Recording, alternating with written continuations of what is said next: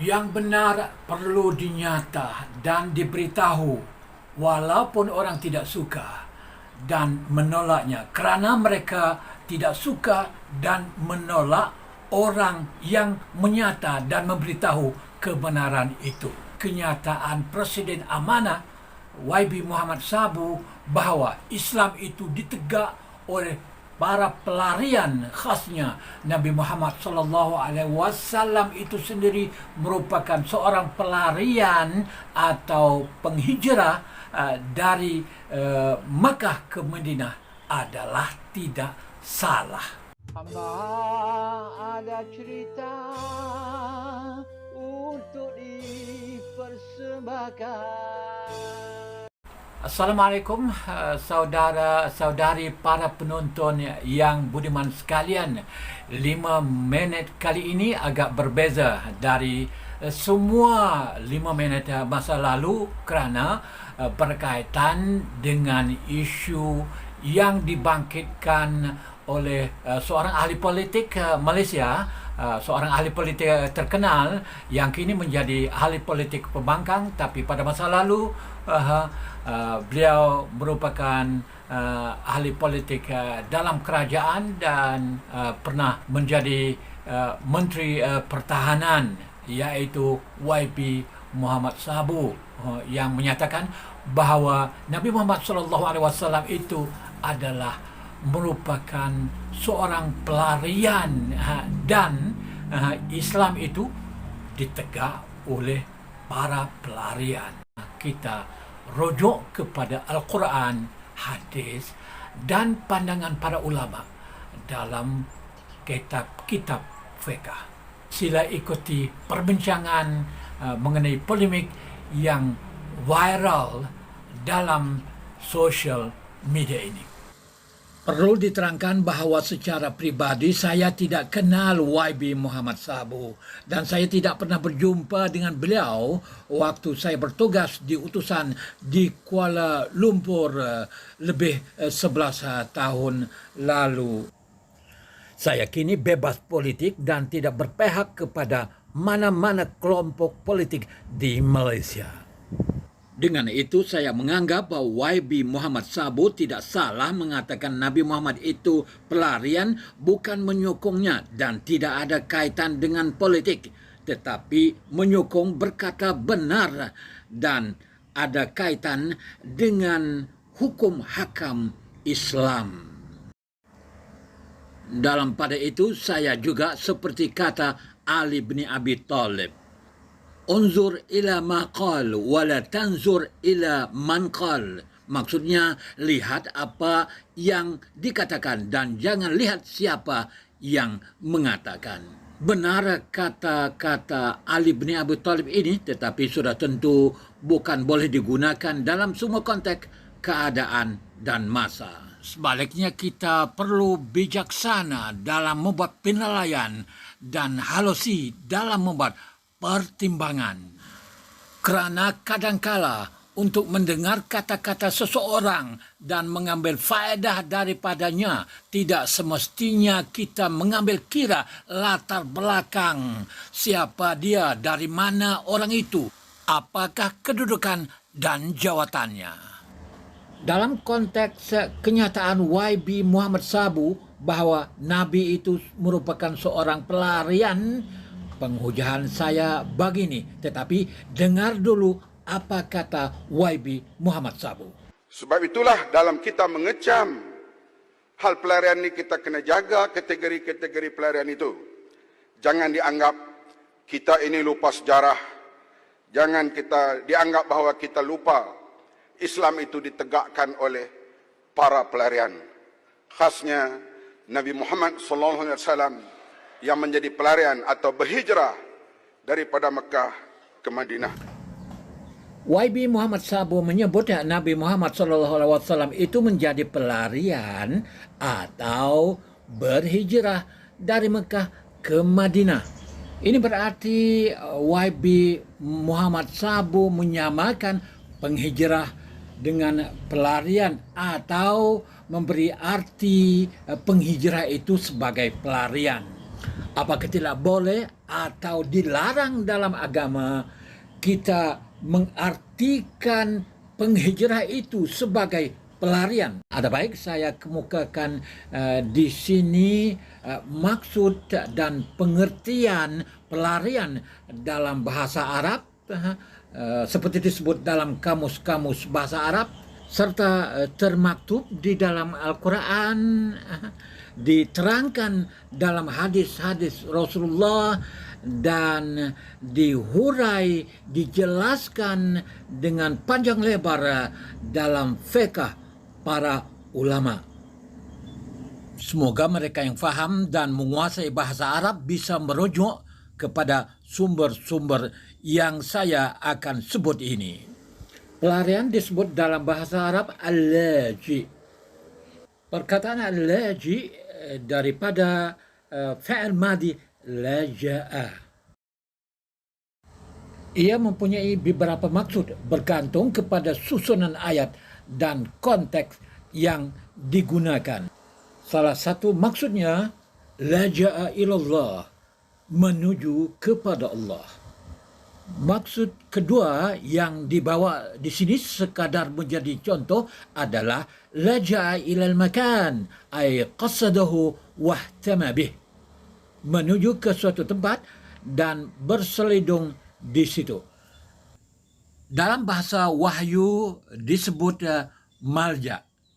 Ia bermaksud tempat berlindung. Malja dalam Al-Quran disebut dalam 3 ayat. Dalam surat Taubah ayat 57 Allah berfirman, "Lau yajiduna malja'a aw magharatin aw muddakhala lawallau ilaihi wa hum yajmahun." Yang bermaksud kalau mereka dapat tempat perlindungan atau gua-gua atau lubang-lubang dalam tanah, nescaya mereka segera menuju ke arahnya serta melompat masuk ke dalamnya. Dalam surat Taubah juga ayat 118 Allah berfirman, وَظَنُّوا أَنْ لَا مَلْجَأَ مِنَ اللَّهِ إِلَّا إِلَيْهِ ثُمَّ تَابَ عَلَيْهِمْ لِيَتُوبُوا إِنَّ اللَّهَ هُوَ التَّوَّابُ الرَّحِيمُ. Dan mereka yakin bahwa tidak ada tempat untuk mereka lari daripada kemurkaan Allah, melainkan kembali bertaubat kepadanya. Kemudian Allah memberi taufik serta menerima taubat mereka supaya mereka kekal bertaubat. Sesungguhnya Allah penerima taubat lagi mengasihani. Ayat ketiga dan terakhir yang menyebut perkataan malja dalam surah Asy-Syura ayat 47 yang berbunyi, "Astajibu li rabbikum min qabli an ya'tiya yawmun la maradda lahu min Allah, ma lakum min malja'in yawma idzin wa ma lakum min nakir." Yang bermaksud, patuhilah seruan Tuhanmu sebelum datang hari Allah, suatu hari yang tidak dapat ditolak kedatangannya. Kamu tidak peroleh tempat berlindung pada hari itu dan tidak pula dapat mengingkari. Begitulah perkataan malja yang disebut dalam Al-Quran yang bermaksud tempat berlindung dan tempat meminta perlindungan, sama ada Tuhan maupun tempat. Bila merujuk kepada hadis, terdapat banyak sekali riwayat dinisbah kepada Nabi Muhammad SAW menyebut malja seperti disebut dalam Al-Quran. Malah ada hadis yang menyebut laja'a, talajja'a, talji'atan yang bermaksud pergi, lari, meninggal dan memaksa. Malah ada pun hadis yang terang-terang menyebut laji yang bermaksud pelarian dalam bahasa Arab sekarang. Semua ini terdapat dalam kitab-kitab sunnah termasuk kitab Sahih Al-Bukhari, Sahih Muslim, dan lain-lain. Sekadar menjadi contoh, saya mengutip riwayat yang menyebut laji terang-terang dalam bentuk kata jamak dalam kitab Musannaf bin Abi Syaibah dan Al-Qada wal Qadar lil Baihaqi. Dalam riwayat yang disandar kepada Abdullah bin Mas'ud menyebut, La ilaha illa anta zahrul laji'in. Yang bermaksud tiada Tuhan melainkan engkau, yang menjadi tulang belakang atau tempat bergantung para pelarian. Dalam riwayat lain menyebut, Ya hirzal laji'in, yang bermaksud dan wahai Allah yang menjadi benteng para pelarian. Dua riwayat ini membincangkan tentang pelarian kepada Allah dalam doa yang sering digunakan oleh orang Muslim bagi mengelak atau bila berhadapan dengan kesusahan dan malapetaka. Dalam tarikh sirah menyebut Nabi Muhammad SAW dan Abu Bakar radhiyallahu anhu adalah pelarian kerana melari diri bersembunyi dalam gua seperti disebut dalam Sirah bin Hisham, Tabaqat bin Sa'ad dan lain-lain. Nas tarikh sirah itu berbunyi, وَيَعُودُ اللَّجِئَانُ إِلَىٰ عُزْلَتِهِمَا بِالْغَارِ يُؤَنِّسُهُمَا الْإِيمَانُ وَتُحِيطُ بِهِمَا Inayatul Rahman.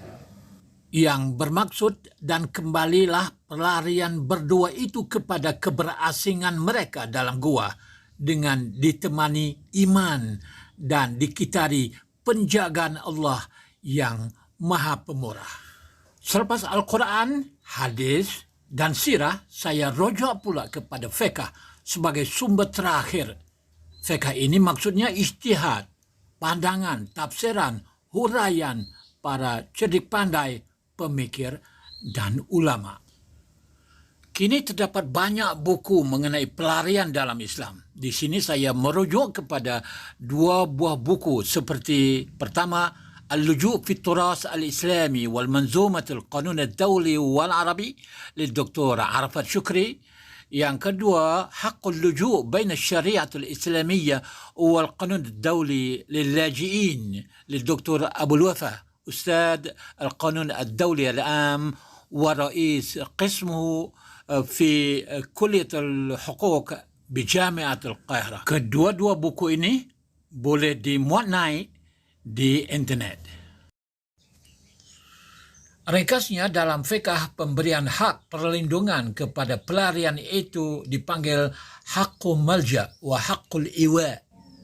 Yang bermaksud Haqqul Malja' adalah hak mendapat tempat perlindungan. Haqqul Iwa adalah hak mendapat tempat penginapan. Pelarian pula dipadankan dengan istilah dalam fiqh seperti muhajir, musta'jir, musta'min, dan lain-lain. Ketiga-tiga istilah fiqh ini, yaitu muhajir, musta'jir, dan musta'min, masing-masing bermaksud penghijrah, penuntut keselamatan, dan penuntut keamanan. Begitulah penjelasan yang saya dapat lakukan mengenai fahaman dan pengertian pelarian berdasarkan Al-Quran, hadis, fiqh, serta dengan sirah secara tersurat dan secara tersirat. Dan dapat disimpulkan di sini bahawa tidak ada masalah untuk menyebut Rasulullah SAW sebagai pelarian dan tidak menjadi penghinaan kepada baginda sama sekali, kerana di dalam hadis sendiri menyebut bahawa Nabi adalah laji dengan Abu Bakar, lajian, iaitu pelarian ke dalam gua. Dan di dalam tarikh sirah pun menyebut demikian. Kemungkinan ramai di kalangan kita tidak dapat membezakan antara kata dan istilah. Kata bermakna ganda, istilah tidak. Kata bergantung kepada konteks, istilah tidak. Itulah yang disebut dalam fiqh la musyahata fil istilah. Maksudnya tidak ada pertikaian di dalam istilah. Ini berarti jika para ahli bahasa, sarjana linguistik dan ilmuwan kita menjadi dan menciptakan sesuatu kata itu sebagai istilah, tidak perlu dan tidak patut mempertikaikannya. Ini adalah kaedah ilmu dalam Islam, la musyahata fil istilah. Kadang-kala istilah itu tidak betul dari segi bahasa seperti Perdana Menteri, tetapi ia dikekalkan kerana sudah menjadi istilah yang mantap. Begitu juga istilah pelarian, jika ada kelemahan pun jangan sekali melihatnya dari segi bahasa. Sebaliknya, lihatlah ia sebagai istilah. Dan ingatlah, istilah itu berotentik, tidak berbeza, tidak berganda, dan tidak berkonteks. Dengan itu setakat ini saja 5 minit plus kali ini. Dan saya memohon maaf kerana agak panjang disebabkan tajuk memang perlu kepada penjelasan yang panjang lebar. Dan sebenarnya masih ada banyak lagi perkara yang perlu dikatakan, khususnya pandangan ulama fiqh. Terima kasih kerana menonton dan kita berjumpa lagi di bahagian akan datang. Sekian, wassalam.